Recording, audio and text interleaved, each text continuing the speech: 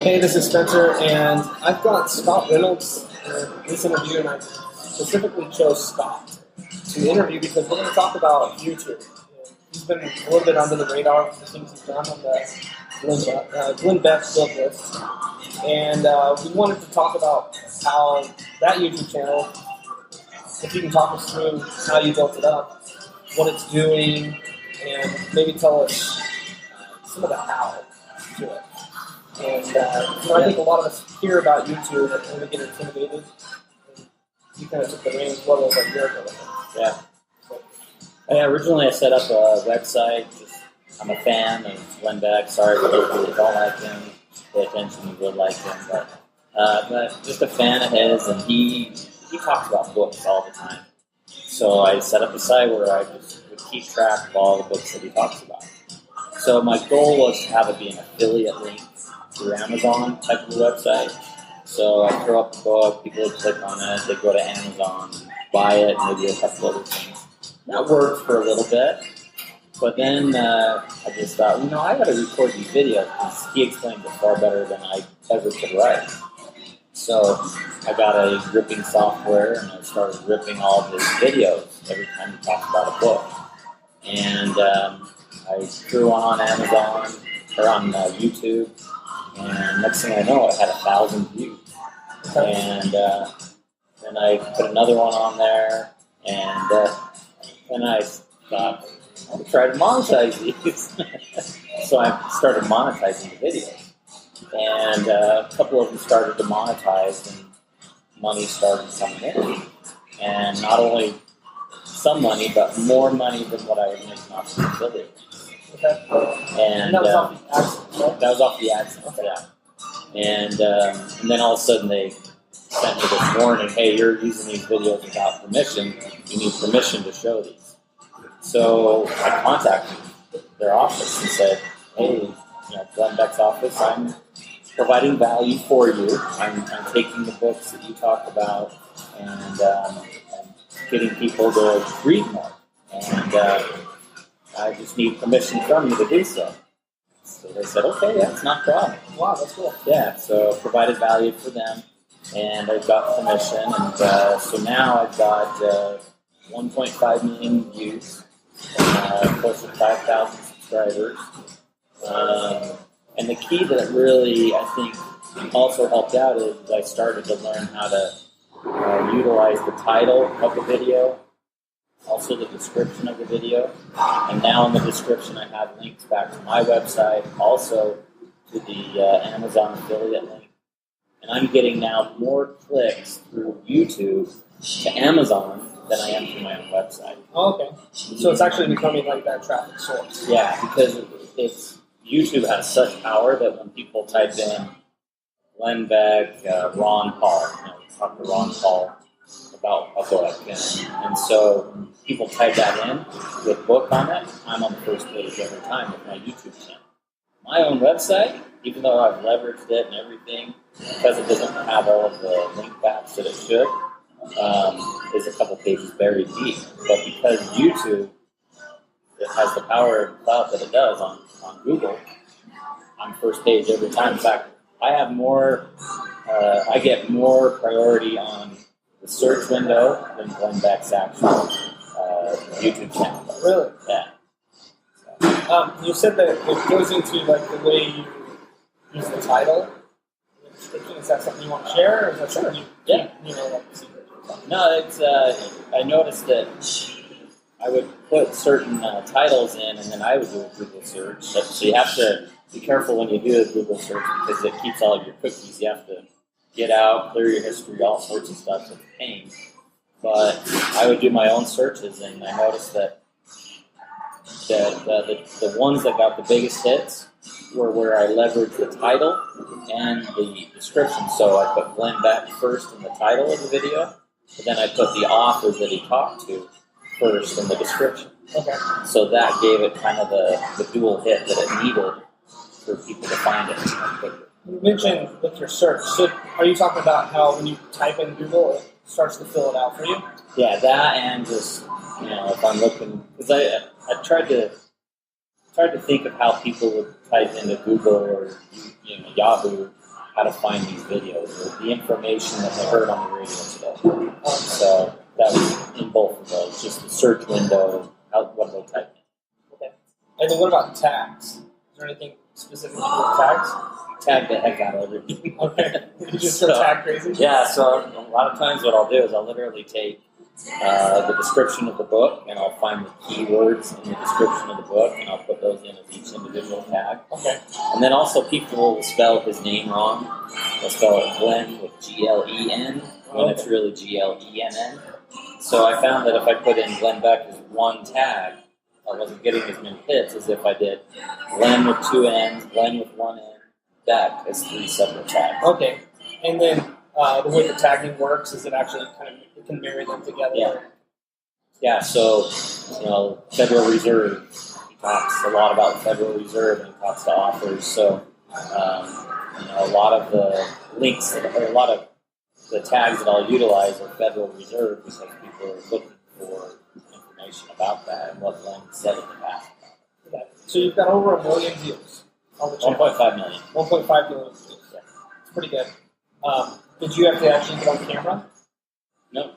So you just ripped the videos? Look at me. No one would want to see me. Dude, so. Come on. Got the wide-angle lens on that thing. So 1 million 5 years. And over 5,000 subscribers. That's pretty good. When was the tipping? Like, when did it start to all of a sudden, like, shoot up and say, wow, like, this is crazy? Probably last November. So I've been really monetizing heavily the YouTube channel for just over a year now. Probably last November, I was making $100 a day. Okay. Part of that happened. He talked to some pretty influential people that people like. Talked to Penn Jillette, the magician. Oh, okay. And he also talked to Adam Carolla. Oh, okay.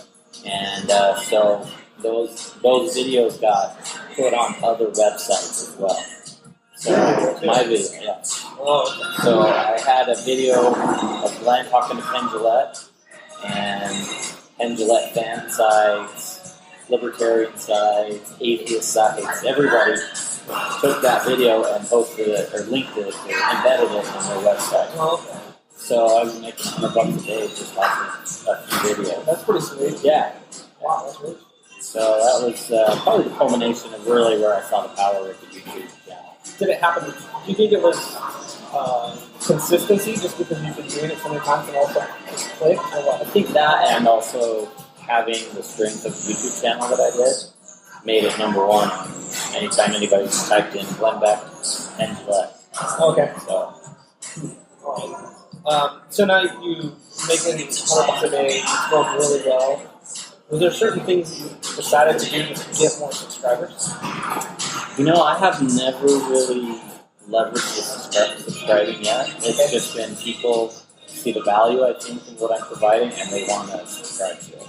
So you haven't done any annotations or anything like that? No. Shame on Scott. That's why I'm talking Spencer. Yeah, should be doing it. Okay. And then you mentioned it's going to Amazon products now. And you're making money from Amazon products. Yep. With a link inside the description? Yep. Okay. So And if there's a trick to doing that, do you want me to reveal the trick? yeah, absolutely. If you're willing. Yeah. You'll find it if you search hard enough. But a lot of times you see people have in the description a website, but it's not clickable. Okay. And a lot of times they're putting in just www dot and then their website, or HTTP and just the website. You actually have to put in http://www dot and then the website. So you have to input the HTTP and the www to get it to show up as a hyperlink. Okay. That's pretty cool. So now I'll go into Bitly, and in Bitly I'll put in the Amazon affiliate link, and then make it be really short. And so just the name of the author or the book, and then I'll have that Bitly hyperlink send people to Amazon. Okay.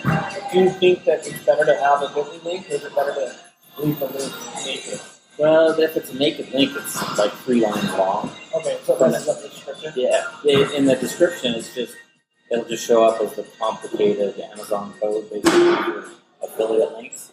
So this gives, I think, even more some credibility that this link is a link to the book because it has the name of the author or the title in the actual Bitly link. Oh, okay. So the like Bitly's changed over to, if you do an Amazon link, almost like it's AMZ, and then I can't remember what it is now, but it's almost an Amazon link, and then slash, and then just a short name. Okay. So yeah, it's a lot easier to see that it is a link to the book. And I'll put it there for the book. Click there. Oh, so you have a call to action. What else would you say caused you to get to this point where you have 1.5 million viewers and over 5,000 subscribers? I think another thing that helps, when I do moderate the comments, I leave it open for comments. Okay. So would you suggest leaving it open for comments? I would, but not have it that you have to do permissions for all of the comments. Make sure that you are looking at everything before you have before you allow it to be visible. Okay. Just because there are just so many people out there putting just haters. Spam and tons of haters. It's the spam, like Nike shoes. Yeah. My life has changed. Here, click on this link. Stuff like that. So just clean that stuff out. But how do you do that? You just have to get permission to everything to be posted on their YouTube channel. Okay. So it's a pain in the butt, but there's also people that want to, that are always posting, "Hey Glenn, I want to kill your children." And spazzes like that. Yeah, you don't need that. I figure I want my children to watch these videos, so I'll allow controversial stuff to be posted there. I don't mind that. I think that discussion and debate is important, but dropping the F-bombs or threatening to kill, hate, you just don't need that. Okay. So what else with it would you suggest someone who's doing YouTube marketing? Like, again, your channel is more unique. Most people don't have 1.5 million views. Right. I know a few people that have crossed the 1 million line. Not many people. So is there anything else you could say, wow,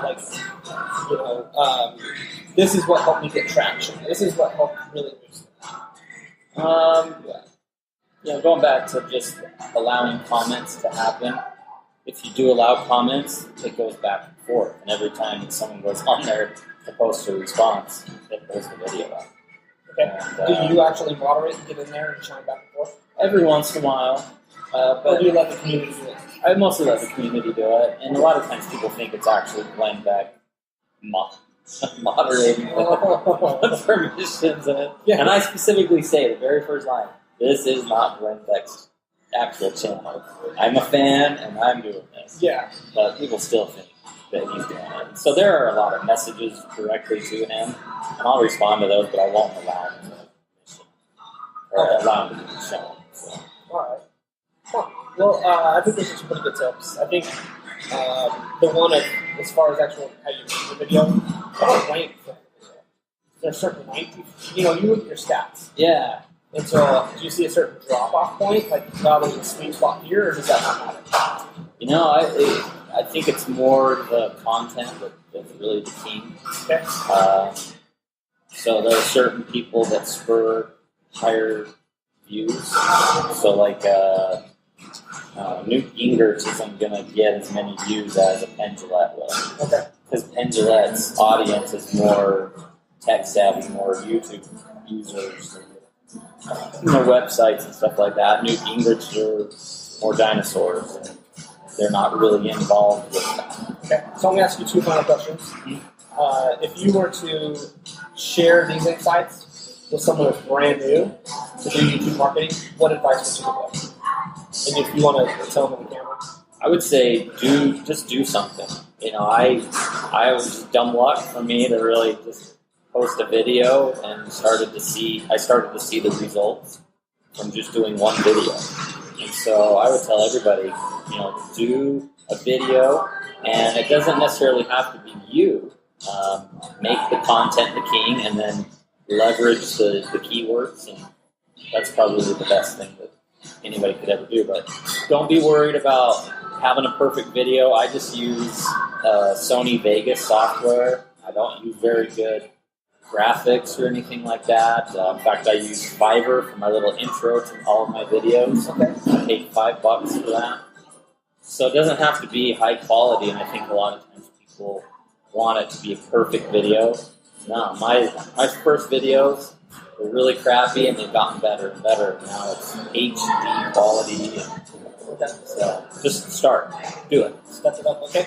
And then the final question is, if you were to give some advice to a person that's consulting with like local businesses how to do video marketing, I'm involved with a business, and we do have a YouTube channel. And my own little project was their YouTube channel out of the water. Really? Yeah, and I'm trying to get them to do more leveraging of the name and the descriptions, and so that's starting to help. So I would say make sure that your video has a purpose, because we've done videos just for the sake of doing a video saying, look, we're on YouTube, where I think you need to have a video that provides value, that has a reason why people would want to see it. Okay. Not just existing. So. Cool. Well, thanks for being here. Yeah. It's been good. And hopefully this helps you guys become better marketers on YouTube and really leverage how powerful YouTube is. I, myself, that's the search engine I go to when I'm looking to, I had to replace the belt on my vacuum cleaner. Like, that's where I went. Yeah. I didn't even go to Google. Because it's like, I need a video to show me. Yep. And, done with the days of just normal people. Yeah, absolutely. I think so too. And then it also branches into other things. I'm starting to test, play with Vimeo, and some other video sites. Okay. I already have the videos. Why not have it available in multiple locations? We'll talk about that. Yeah. Cool. Thanks, guys.